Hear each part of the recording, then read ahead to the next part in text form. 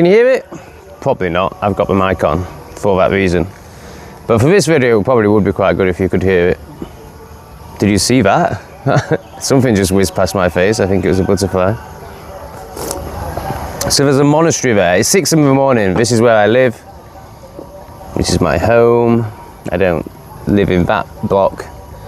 But yeah, this is where I live. This is the gardens where I live. And usually when I wake up here at 6 a.m, it's pretty quiet. There's often a bit of chanting coming from a monastery, and it's really pleasant. Now this morning it's more what I would call chaotic. The monks are having a lot of fun this morning, it seems. Of course, that's just my story and projection. None of that's really true there. This is a very divine, dedicated, spiritual act for them. But it's noticeable that there's more energy in the music today. I'm referring to that as chaos, but really it's more instruments and it's more energy. So it's more intrusive and it's potentially more annoying. But yeah, just noticing, like, I'm really enjoying it. Like, so there's a part of me, I've been waiting to do this video, or not this particular video, another video, and this one just popped into my head as I sat down. Wow, they're really going for it. I've been waiting to do this for an hour and a half, and now, so basically I think it's 7:30 in the morning now. I like to record more at 6 in the morning before the sun even comes out, because already you can see I'm sweating. It's too much. So I've been waiting for the noise to go, and then I just thought, you know what? With the mic, it probably won't even have much of an effect. And then I thought, you know, is it even... You know, my story is that people are going to prefer it if there isn't Buddhist chanting over a video, but actually, does it even matter? And it's nice and high vibrational. And then obviously the story or the comparison of Tom in Vietnam and how he reacted to music there, and Tom in Cambodia and how he's reacting to music here comes up. And I just want to speak into that and analyse that for my own good, really. And I often learn something in these videos. It's basically like my form of journaling. And then I put it out to the world to make shekels and help other people self-reflect. Most just project, but you know, some do have some deep realizations through these offerings. So in Vietnam, I was so sensitive to noise. Now I am naturally sensitive to noise, naturally. I've de-led.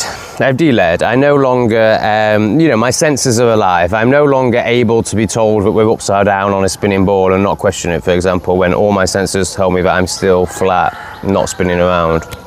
You know, I've got to a place in myself where I can feel and I can sense and I can ask questions over just believing nonsense. There's an interesting light on the screen. What is that? It must just be the sun. Cosmic. So of course, anyone on the enlightenment journey, the journey with self, for self-observation, is not it. You end up no longer getting dopamine hits from chaos. So, you know, nightclubs, casinos, shopping malls, flashing lights, your phone going off, chatting with people, socializing, all this nonsense. It's just validation seeking and avoidance of self. Like, obviously all that falls away when you're on this journey. And you start really appreciating nature and peace and stillness and natural beauty, you know, like these plants all around me. But the thing we want to focus on here is silence and stillness. But with that is a great challenge. So you start seeking it and certainly not wanting the noise of others around you. But then when you do actually get silence and stillness, you have to meet yourself. It's the most challenging thing ever. So yeah, I'm on a real journey with this. And in Vietnam, Vietnam is probably the noisiest country in the world, along with like India. And it was perfect. It was divine. It was exactly where I needed to be to learn. And I really needed to be exposed to external mayhem, chaos, crazy cultures like not shutting your front door and shouting and screaming instead of talking. And then playing, you know, effectively drum and bass. I think it's called Vim Pop, but you know, I don't know anything about music, so I'll just call it drum and bass. But you know, basically awful music with a very heavy bass at 8 in the morning, 7 in the morning, across a whole valley, across a whole city. And then you've got the karaoke thing. where it's just so bad. Like it just seems very attention seeking to me. The same with the beeping culture.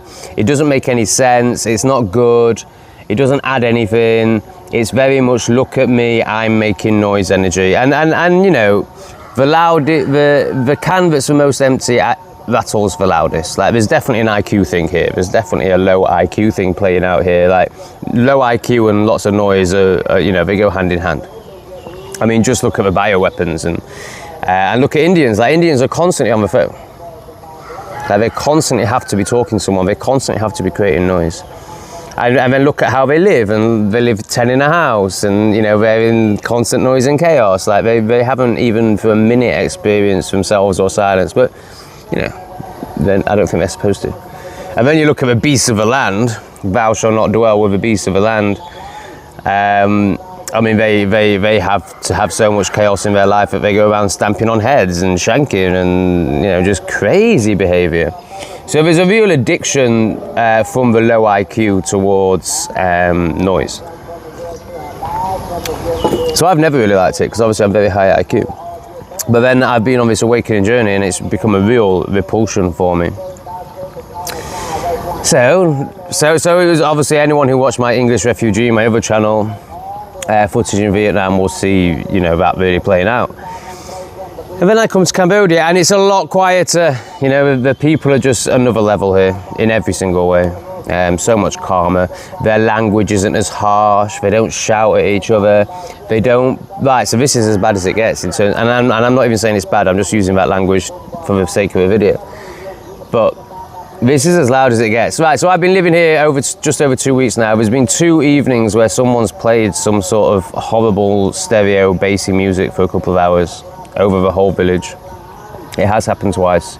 But you know, it was every night, all day, all morning in Vietnam. So it's happened twice in just over 2 weeks. And then I hear, now admittedly I am out of the town.